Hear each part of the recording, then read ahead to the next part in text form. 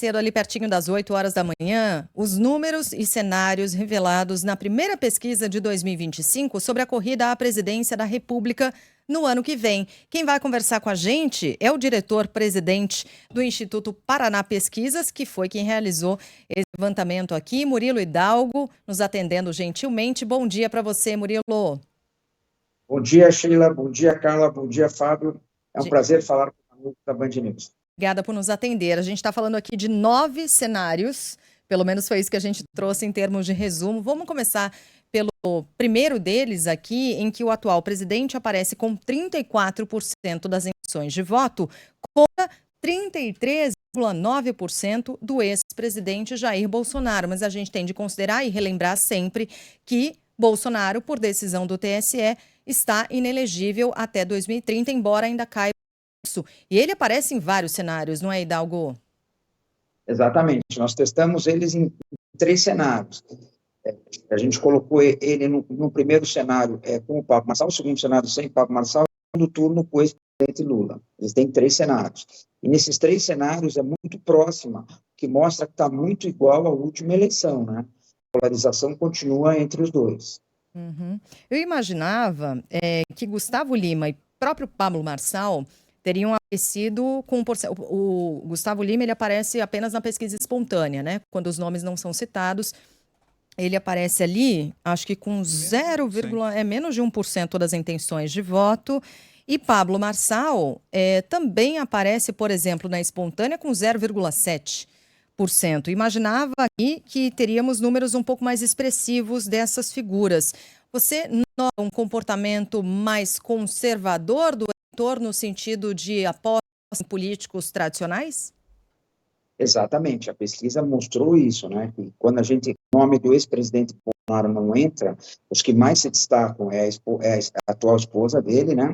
E os atuais governadores, Tarcísio de Freitas e Ratinho Júnior, que mostra que ele tem um percentual maior que o de Pablo Marçal, que acabou de disputar a eleição em São Paulo, né? O Pablo Marçal, cada pesquisa que a gente tem feito, principalmente que a gente tem realizado, a gente mostra que ele vem caindo, que mostra que ele estava tendo um recall da eleição dele que ele disputou de São Paulo. Isso não quer dizer nada, você fica lá na frente, ele não possa voltar a crescer, né? Deu para perceber nesses cenários aqui, e não sei se essa é uma dificuldade de quem fez a pesquisa, o Murilo, sobre nomes para representar a centro-esquerda, deixando Lula de lado, né? Porque a gente observa, tirando o atual presidente da República, aparece Fernando Haddad, a gente tem Ciro Gomes, que mais ou menos entra aí nesse campo, tem também o ministro da Educação, né, que aparece, o Camilo Santana, mas enfim, houve, dá impressão, uma certa... Não são nomes tão óbvios assim. Tem uma outra lista que poderia ter entrado nesses cenários também. Queria que você falasse um pouco sobre isso, sobre as percepções desse campo, aí, desse cenário da centro-esquerda. E aí cito João Campos também. Entraria em pesquisas futuras ou ainda não é um nome nacional? Olha, cara, o que a gente pensou muito, quem poderia substituir caso o presidente Lula desista de disputar a reeleição, né? Então a gente testou Fernando Haddad, Camilo Santana e a presidente do PT, Gleice Hoffmann. O João Campos, a gente vê nesse momento, pelo que se sente, ele é candidato a governador em Pernambuco, certo? Se ele largar a prefeitura de Recife, hoje a probabilidade maior é que ele dispute o governo, certo? Não que nas próximas pesquisas a gente não possa testá-lo, certo?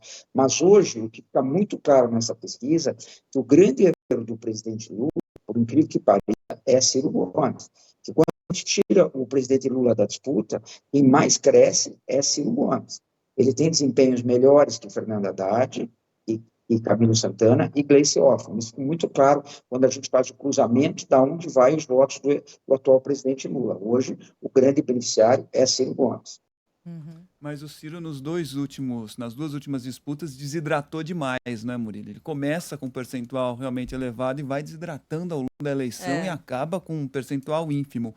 Mas ainda em relação aos candidatos de direita e de esquerda, analisando todos esses cenários, dá para concluir, Murilo, que o presidente Jair Bolsonaro consegue transferir de maneira mais orgânica o eleitorado dele Tarcísio e para Michele, principalmente, muito mais do que o presidente Lula, seja para Gleice, seja para Haddad ou para qualquer candidato da esquerda?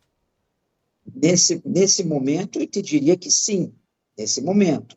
Caso o presidente Lula resolva não ser candidato à reeleição, com certeza ele vai jogar pesado no apoio ao seu candidato e a população vai ficar sabendo, os eleitores vão ficar sabendo, não tenho dúvida do peso eleitoral do presidente e do ex-presidente de transferência de voto para os seus candidatos.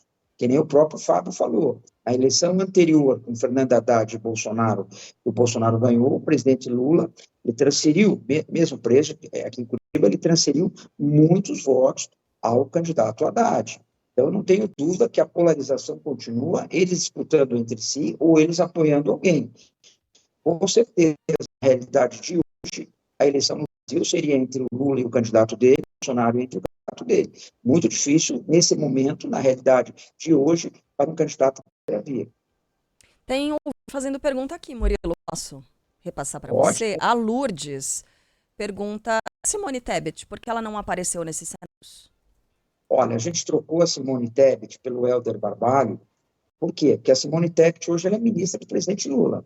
É muito difícil que ela saia candidata contra o próprio Lula ou o candidato apoiado pelo Lula por ela participar do governo. O que mais, gente? Tem ouvinte mais um falando, monte de João perguntas Campos nesse- tem menos, a idade inferior à idade Isso. mínima para se candidatar à presidência da 35 anos. República. Ele está né? com 31, né, atualmente. Ah, então, é isso, ainda ele não dá. não poderia, não dá. Fala, Murilo, desculpa, não te ouvi. Esse é um dos principais motivos que a gente não testou ele, porque ele não terá idade para ser candidato a presidente, né? No atual momento.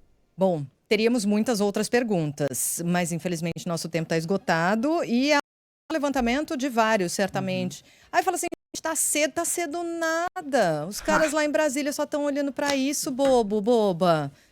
A gente fica aqui achando que não, eles investem pensando, pensa não, eles estão pensando em 2026, pode ter certeza.